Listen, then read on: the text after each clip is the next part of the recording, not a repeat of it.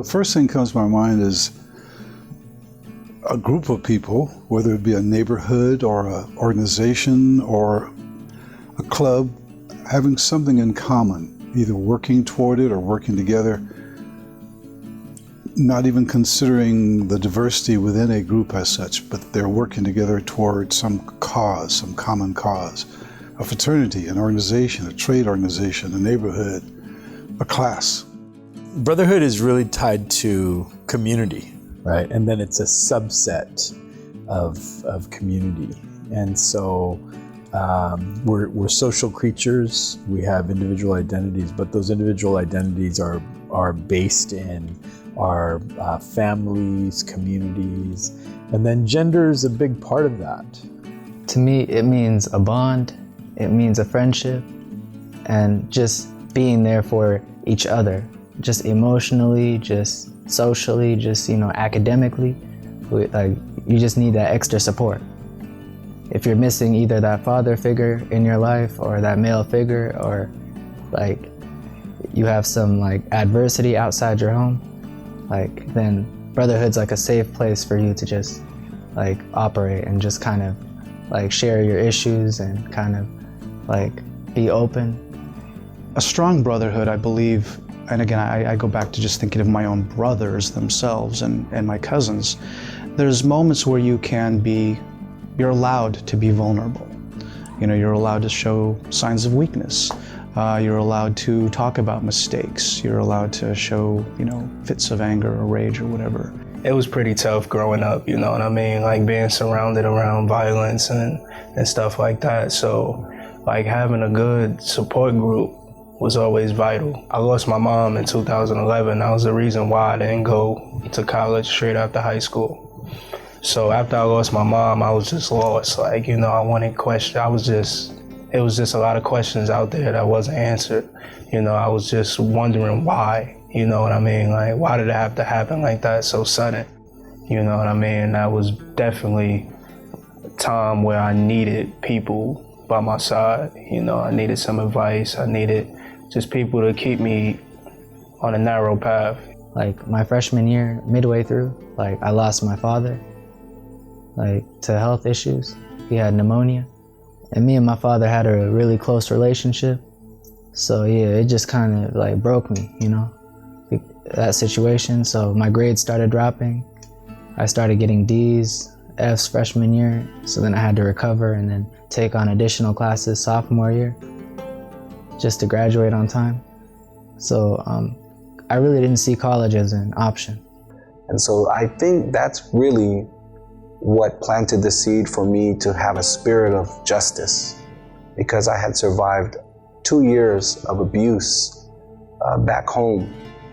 And so when I was a young man, I didn't understand why that happened to me. And I think I was very confused and also obviously very hurt, because people who love you and are in your family are not supposed to do those things.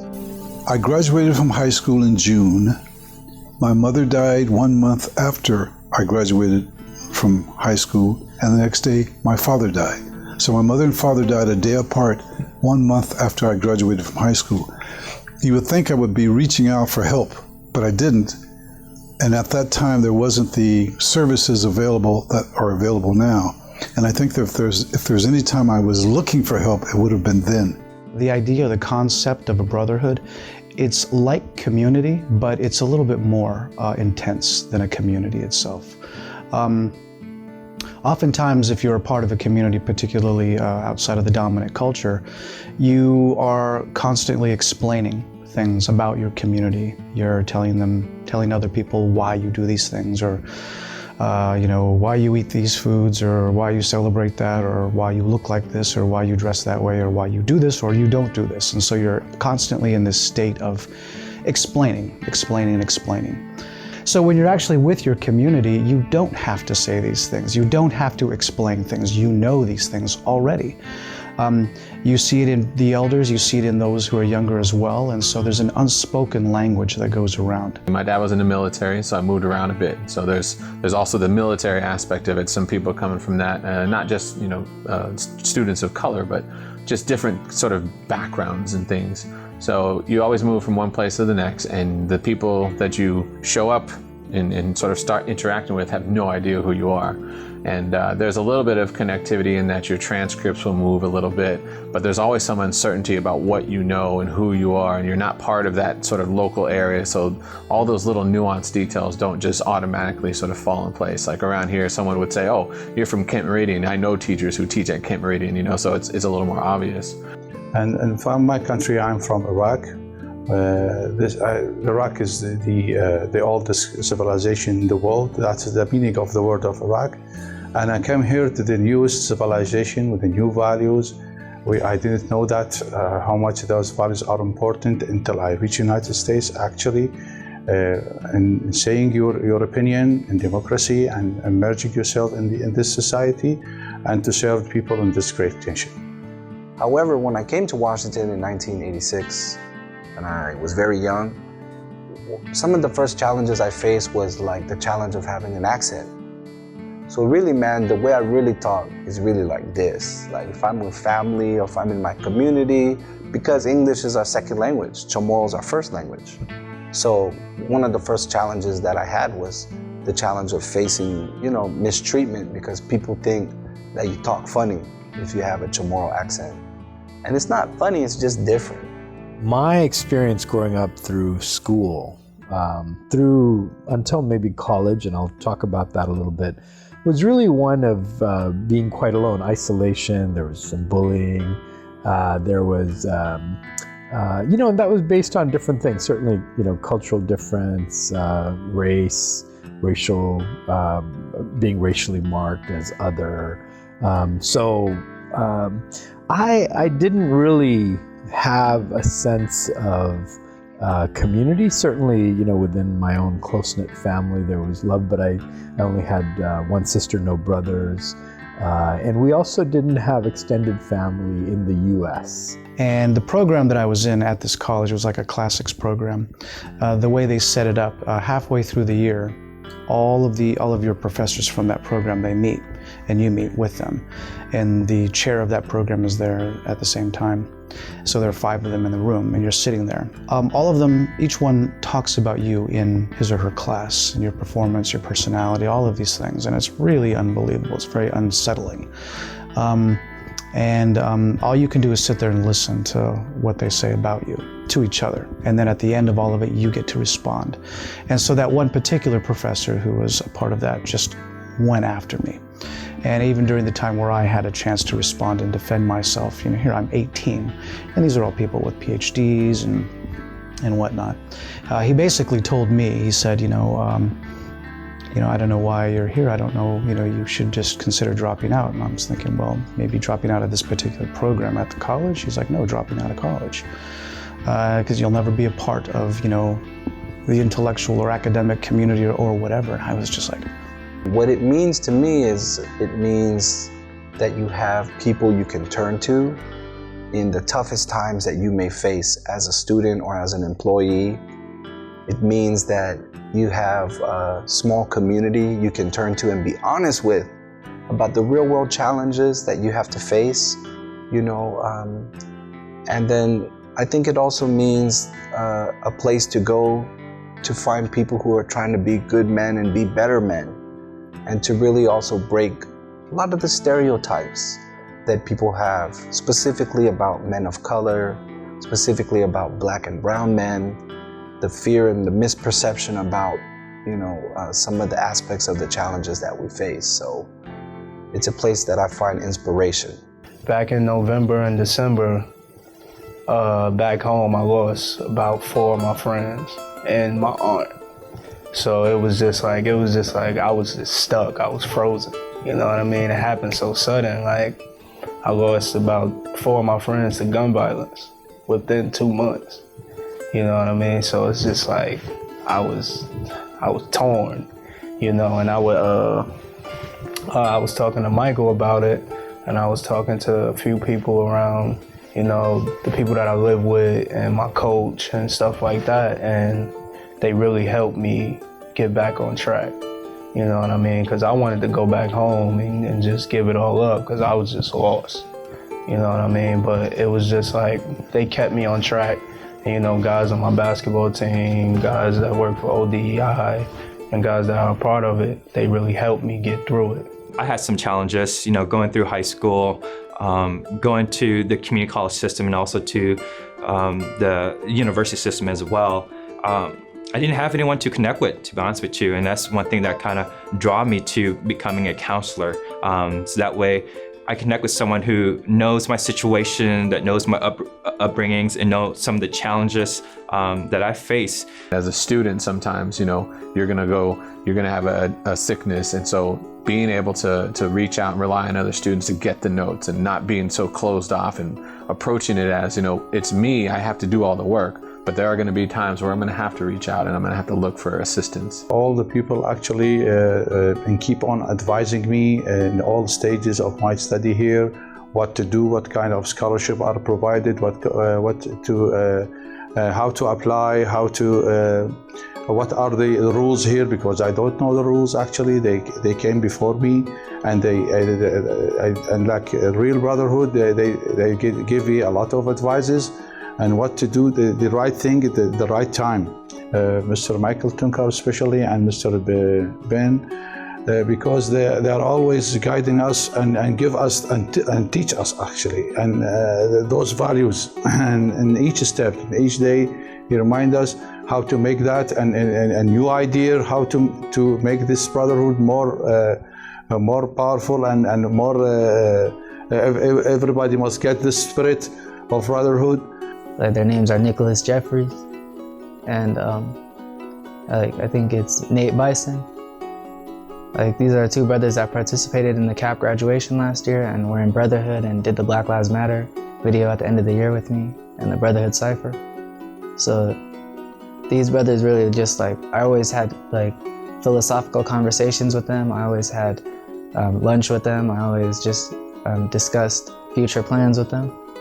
And they would always, you know, inspire me and tell me to stay in school. And if I felt that a class was too hard and I felt like dropping it, then they told me just muscle through that class, grind through it, and just work through the class and everything, and don't drop it. Because if you drop classes, you'll get in the habit of it.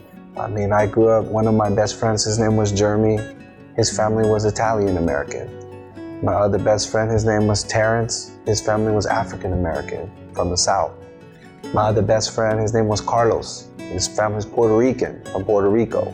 And so to me, diversity was literally from the time of childhood to the present. It was instilled in me. So I also had the chance to play sports with these young men and be able to build friendships. And I do think that sports play a very healthy role in shaping brotherhood and concepts of brotherhood and sisterhood.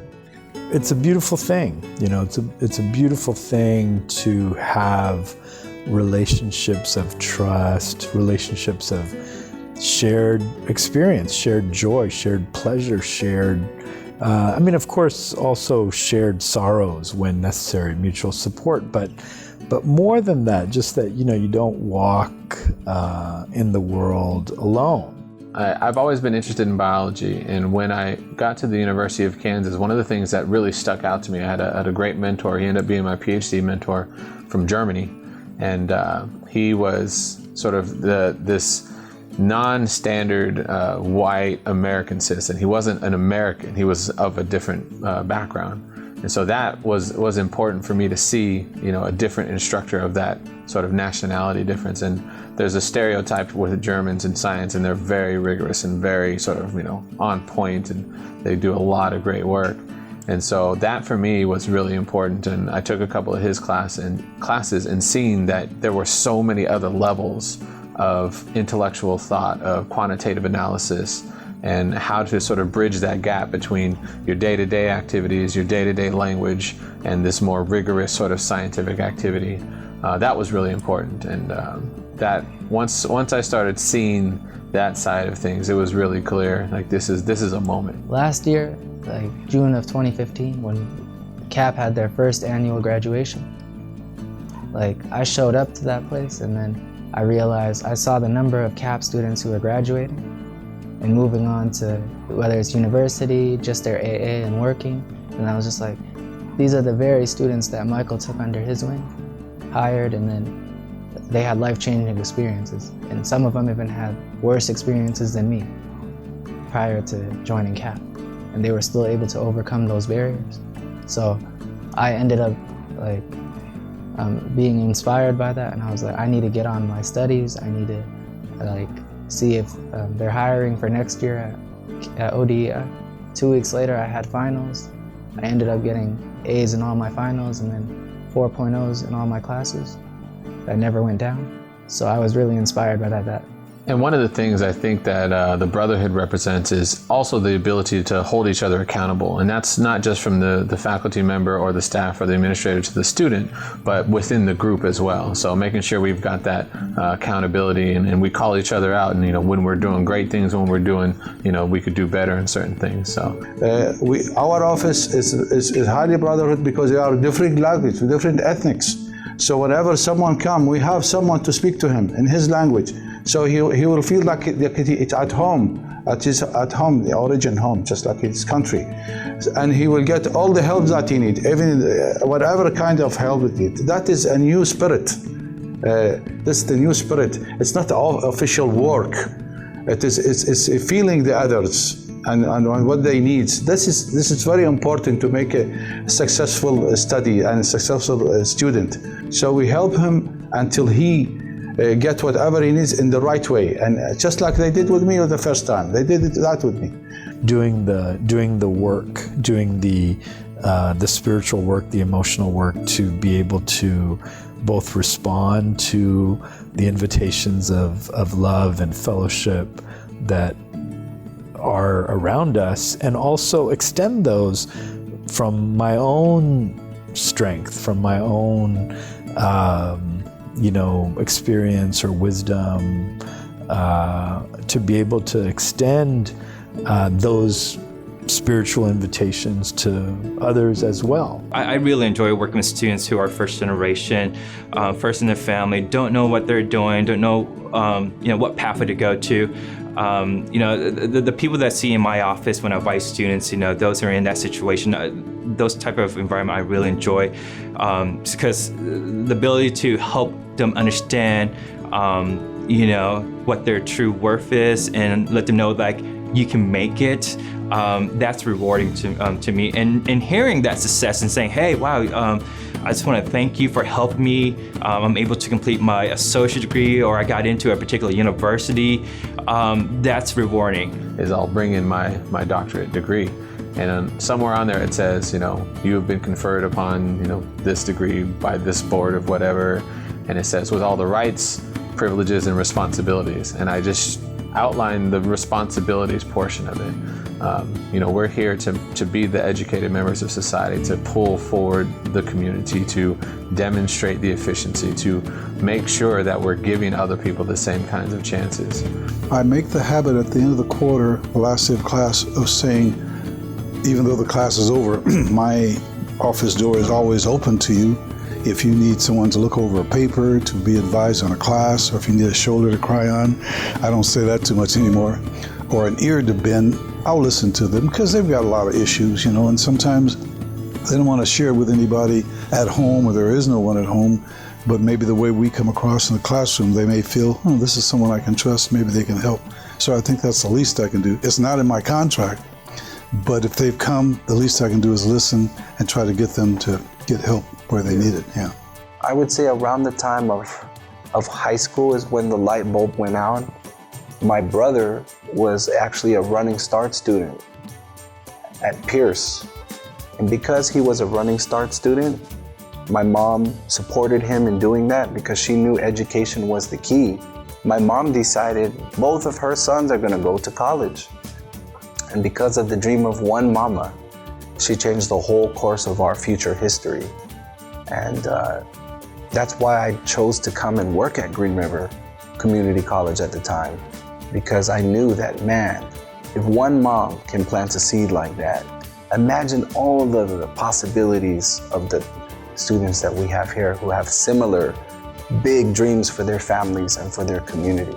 I always see the classroom space as a place for empowerment, for articulation, where you can take these ideas and maybe you've been thinking them or feeling them, but you don't really know the words to actually get them out or use them or to share them with others. The things I teach, particularly through the lens of literature, is able to do that. And so, I think every day in the classroom, I'm exhausted after every class session because I really give a lot of myself in that classroom. I want it to be relevant and useful and important and not just passing the time. So for me, it's an opportunity to, kind of impart these ideas and to help people articulate them as well. So the things that they feel strongly about, they can articulate them, because that's the greatest element, is to be able to pass these ideas on to others and to articulate them in such a way that you're able to not just reach people or make them understand, but really inspire them to do something about it. That it's not just empty words, but that it transforms into action. My goal is to eventually, where I want to be in life, is to give back to my community back home. You know what I mean? I want to be that guy to form that brotherhood, for the younger, the kids growing up and the generation under me, I want to be that one to change. Yes, it's our job. This is the brotherhood. It's helping the others. That's what I stand for, brotherhood. The real brother who helps his brother when he needs it. That's his brother.